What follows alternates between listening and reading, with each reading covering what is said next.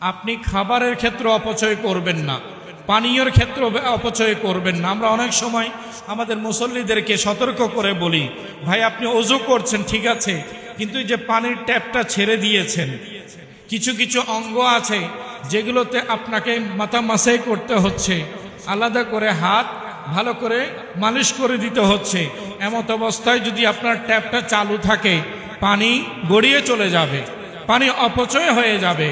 তো যে আহকামগুলো পালন করতে সময় প্রয়োজন, আপনি পানি নেয়ার পরে ট্যাপটা অফ করে দিয়ে আপনার কাজটা আপনি সারেন, এতে করে ইবাদতটাও সহি হবে, পানির অপচয় থেকেও আপনি বেঁচে যাবেন। সুনানে ইবনে মাজার 425 নম্বর হাদিসে পাক, আন আব্দুল্লাহ ইবনে আমর রাদিয়াল্লাহু আনহুমা, হযরতে আব্দুল্লাহ ইবনে আমর রাদিয়াল্লাহু তাআলা আনহুমা থেকে হাদিস বর্ণিত, আন্না নবী সাল্লাল্লাহু আলাইহি ওয়াসাল্লাম মাররা বিসাদিন, নবী করিম সাল্লাল্লাহু আলাইহি ওয়াসাল্লাম হযরতে সাদ রাদিয়াল্লাহু তাআলা আনহুর পাশ দিয়ে অতিক্রম করছেন, ওয়া হুয়া ইয়াতাওয়াদ্দাউ, এমত অবস্থায় তিনি ওযু করছিলেন। সাদ রাদিয়াল্লাহু তাআলা আনহু কি করছিলেন? ওযু করছিলেন।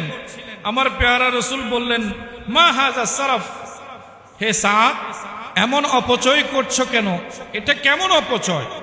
অর্থাৎ তিনি ওযুতে পানির পরিমাণ একটু বেশি ব্যবহার করছেন।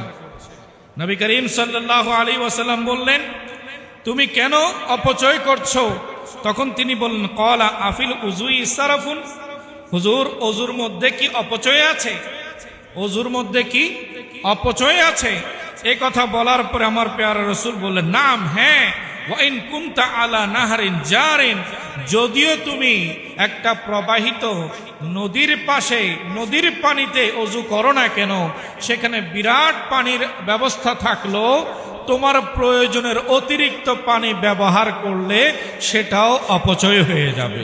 পবিত্র কোরআনে আল্লাহ সুবহানাহু ওয়া তাআলা স্পষ্ট করে দিয়েছেন, ওয়াকুলু ওয়াশরাবু ওয়ালা তুসরিফু ইন্নাহু লা ইউহিব্বুল মুসরিফিন।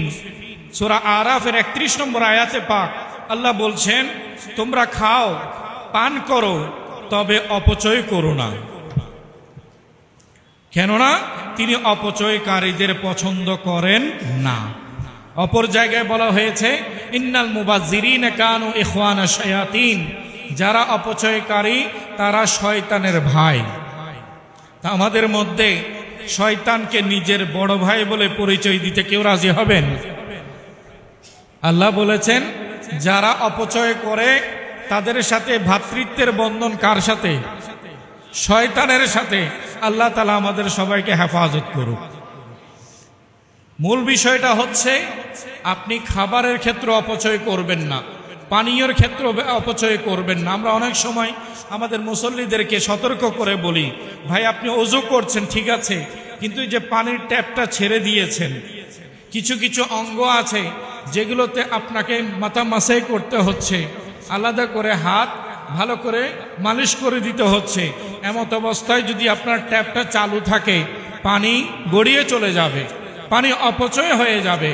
তো যে আহকামগুলো পালন করতে সময় প্রয়োজন, আপনি পানি নেয়ার পরে ট্যাপটা অফ করে দিয়ে আপনার কাজটা আপনি সারেন, এতে করে ইবাদতটাও সহি হবে, পানির অপচয় থেকেও আপনি বেঁচে যাবেন। তাহলে আর মাইকে বলতে হবে না, আপনারা যার যার ঘর থেকে ওযু করে আসেন। মসজিদের ট্যাঙ্কে পানি নাই, এমনও মাঝে মাঝে ঘোষণা দেয় না কেন? কারণ কর্তৃপক্ষ তখন অপারগ হয়ে যান, অক্ষম হয়ে যান, যে তাদের মোটর বেশি ব্যবহারের কারণে নষ্ট হয়ে যায়, কিংবা বিদ্যুৎ বিভ্রাটের কারণে পানির যথাযথ যোগান ওনারা দিতে পারেন না। কিন্তু আমরা যদি মিতব্যয়ী হই, আমরা যদি প্রয়োজন মাফিক ব্যবহার করি, তাহলে অনেক বান্দা ওই পানি থেকে উপকার নিতে পারে। পারে কিনা? পারে। আল্লাহ তাআলা আমাদের আপনাদেরকে বুঝার তৌফিক দান করুক, আমিন।